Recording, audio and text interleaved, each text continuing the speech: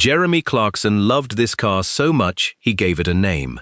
He called it Garry, the Ford Escort RS Cosworth, his daily driver, one of his all-time favorites.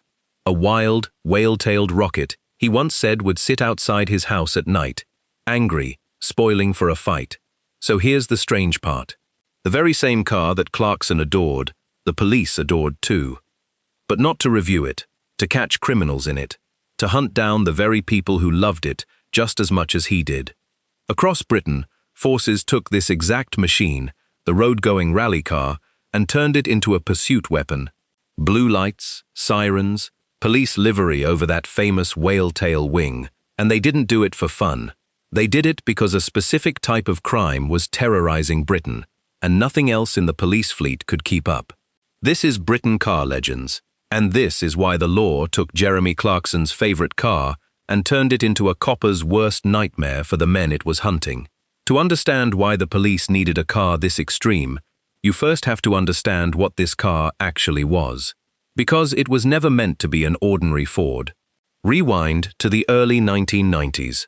Ford wanted to win the World Rally Championship, the toughest motorsport on earth, fought on ice, gravel, and mud. But the rules said something clever. To race a car, you first had to sell a version of it to the public, build the road car, and you earn the right to go rallying. If you enjoy forgotten British car stories like this, consider subscribing. There are many more coming every week. So Ford built a monster and put a number plate on it. They took a humble Escort, the sort of car your uncle drove to work, and completely transformed it. Underneath, it wasn't really an Escort at all. It borrowed its guts from the bigger, meaner Sierra Cosworth. In fact, apart from the doors and the roof, almost none of the body panels were shared with a normal Escort. And here's a detail that surprises people. This most British of heroes wasn't even built in Britain. It was hand-assembled in Germany, at a specialist coach builder called Karmann, the same firm famous for building beautiful Volkswagens. Every one of them, a British icon, born on a German production line, and the result looked like nothing else on the road. But it's what they bolted to the back that made it a legend. That was the whale tail. Look at any Escort Cosworth, and your eye goes straight to it. A huge, double-deck rear spoiler, standing proud off the boot like a wing on a fighter plane. People laughed at first. It looked absurd on a family hatchback, but it wasn't for show. Ford's engineers proved it actually pressed the car into the road at speed, giving it grip that ordinary cars could only dream of. And here's the thing. That daft-looking wing became one of the most famous shapes in British motoring history. Every kid in the 90s knew it. Every boy racer wanted it. It even had a matching adjustable splitter at the front, so the whole car was shaped to be pressed down onto the road at speed, exactly like a racing car. And soon, that unmistakable silhouette was wanted by the police too. But first, let's talk about what was hiding under that bonnet.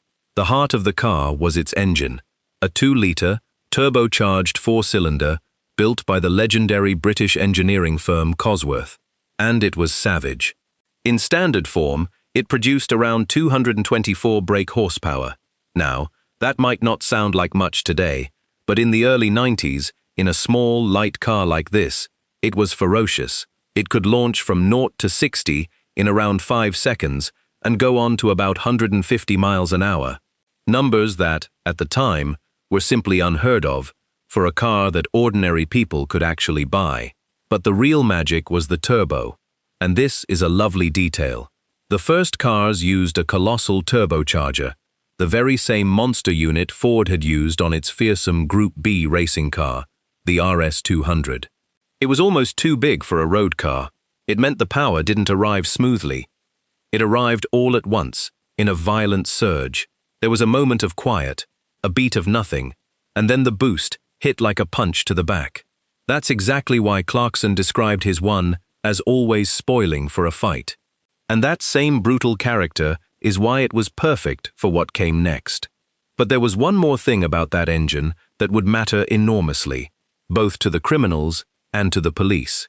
It was almost endlessly tunable. That Cosworth unit was so strong, so well engineered, that with a few changes, you could unlock far more power. Standard cars made 224 horsepower. Tuned ones could make double that, and specialists have pushed some past 1,000. It was a blank check for anyone who wanted to go faster. Hold that thought, because it's central to why this car became such a headache for the law. There was one more piece of the puzzle. Grip. Unlike most fast cars of the day, which sent all their power to the rear wheels and could snap sideways in the wet, the Cosworth drove all four wheels at once. Full-time four-wheel drive, with the power split cleverly towards the back for a sportier feel, borrowed straight from the world of rallying. It meant that all that violent turbo power could actually be put down and used on any surface. Rain, ice, cold, a greasy British roundabout at midnight. It didn't matter. Where a rear-drive rival would have spun its wheels or spun off the road entirely, the Cosworth just gripped, dug in, and fired itself forward. So picture what Ford had accidentally created. A cheap-to-buy, four-wheel drive rocket that could out-accelerate cars costing 3 times as much, in any weather. For a keen driver, it was a dream, but for a certain type of criminal, it was about to become the perfect tool. And that is where our story takes a dark turn, because in the early 1990s, Britain was gripped by a terrifying new kind of crime: ram raiding. If you don't remember it, and here's how it worked. A gang would steal a powerful car. Late at night, they'd drive it straight through the front window of a shop, a jeweler's, an electronics store, an off-license. They'd smash through the glass and the shutters, grab everything they could in seconds, pile back into the car, and vanish into the night before the police could even arrive. It was fast, it was violent, and it was everywhere. Across the country, shopkeepers would arrive in the morning to find their livelihoods in ruins, glass and rubble where their front window used to be. It made headlines, it made people angry, and it made the police look powerless, because by the time the call came in, the gang was already miles away. The criminals had worked out something the police hadn't yet. To get away clean, you needed a seriously fast car, and they knew exactly which one to steal. You've already guessed it. The gangs loved the Escort Cosworth. Think about why. It was fast enough to outrun almost anything. It was four-wheel drive, so it could escape in any weather, down any road. And crucially, it was small and nimble enough to thread through tight streets and dodge roadblocks. For a ram raider, it was the ideal getaway machine. The very things that made it a brilliant rally car made it a brilliant criminal's tool. And it got so bad that owning one became a real risk in itself. The Cosworth became one of the most stolen cars in Britain. Insurance premiums went through the roof, to the point where some young owners simply couldn't afford to insure the car they'd saved so hard to buy. Imagine that, a car so desirable to thieves that legitimate owners were being priced out of keeping it. That's how hot this machine had become, on both sides of the law. So the police had a huge problem on their hands. Their standard patrol cars, sensible saloons and estates, had no hope of catching a Cosworth being driven flat out by someone with nothing to lose. The law was being humiliated, night after night. Something had to change, and the solution was as bold as it was obvious. If you can't catch the Cosworth, you drive a Cosworth. That's exactly what they did. Several British police forces went out and got their own Escort RS Cosworths, turned them into marked pursuit cars, and set them loose. Forces in the north of England, including Northumbria, were among those who ran them. Suddenly, the getaway car's worst enemy was an identical getaway car, but this one had blue lights and a trained police driver at the wheel.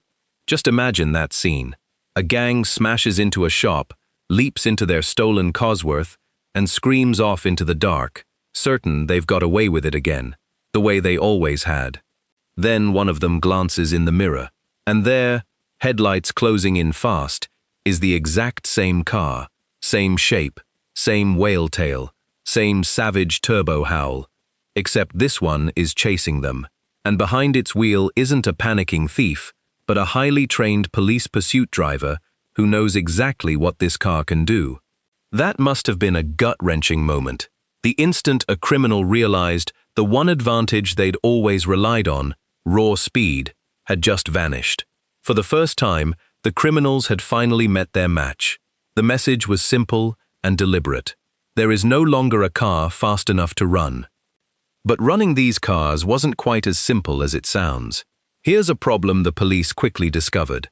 A rally-bred car like the Cosworth is thrilling, but it's also demanding. That stiff, sporty suspension, brilliant on a race stage, was punishingly hard over a long shift on bumpy British roads. Officers spending 12 hours in one didn't always love the experience. It rattled your bones. It was a weapon, not a comfy office. And then there was that big early turbo, wonderful when it was singing, but it had a habit that could catch drivers out. The power came in so suddenly that in the wrong conditions, it could overwhelm even a good driver for a split second. On top of that, these were highly strung performance machines, never designed for the relentless, hammering, stop-start abuse of everyday police work. They needed careful, expensive looking after, far more than a normal patrol car.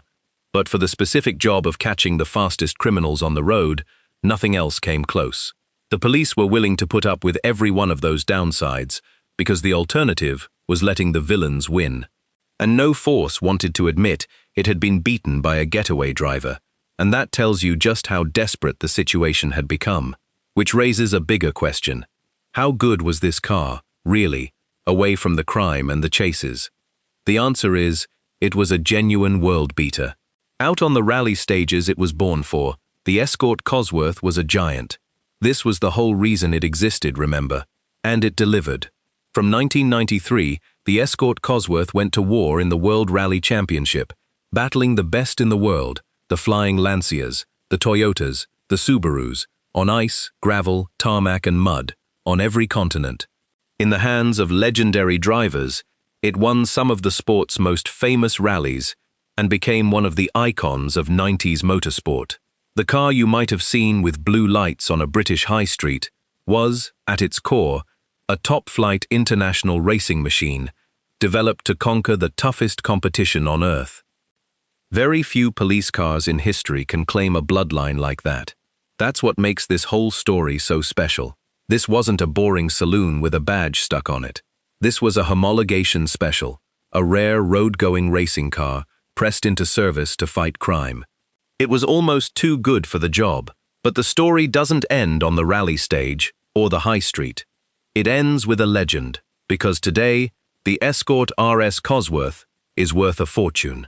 When it was new, it was an attainable dream, a fast Ford that a hard-working person could aspire to. But it didn't last long. Production ran only from 1992 to 1996, just 4 short years, before Ford ended it. Only around 7,000 were ever built in total, and for years afterwards, many were thrashed, crashed, stolen, or modified into oblivion by the very tuning craze that made them famous. Good, original, unmolested ones became incredibly rare. Ford would eventually pour all it had learned into a spiritual successor, the Focus RS, carrying the fast Ford torch into a new century. But the Escort Cosworth remained the one with the wildest story and the most devoted following. Now, values have gone through the roof.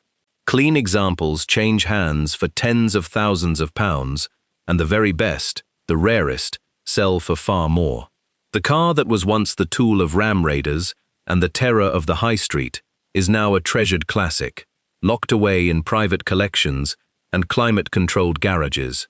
And the ones with a genuine police history, those are among the most sought after of all, which brings us right back to where we started, to Jeremy Clarkson and his beloved Garry. Clarkson ran his Escort Cosworth for a year back in 1992 and 1993, and never really got over it. His was a rare pre-production car, a dark green one, and he called it one of his all-time favorites. He described that feeling of it sitting outside at night, restless, ready to bite. When his time with it ended, the car was actually given away as a competition prize in the very first issue of Top Gear magazine. And years later, he tracked it down and drove it again for a television series, clearly still smitten. He tried, more than once, to buy it back. The owner refused, every single time.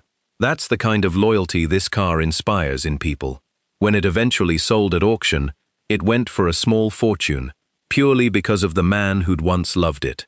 And that, in the end, is the real answer to our question. Why did the police turn this car into a police car? Because it was, quite simply, one of the greatest cars Britain has ever driven. Fast enough for the criminals who stole it. Good enough for a motoring legend to fall in love with it. And special enough that, 30 years on, we're still talking about it. The Escort Cosworth was a rally car forced onto the road, that became a getaway car for villains, that became a police car to catch them, and finally, a classic worth a fortune. Not many machines live 4 lives like that. Fewer still are remembered with this much love, decades after the last one rolled out of that German factory. So let me ask you, do you remember the Escort Cosworth in its heyday? Did you ever see one, own one, or dream of one? And which do you think it wore best? The whale tail on a rally stage, on a getaway, or with blue lights on top?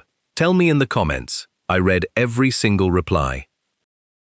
If you enjoy forgotten British car stories like this, consider subscribing. There are many more coming every week.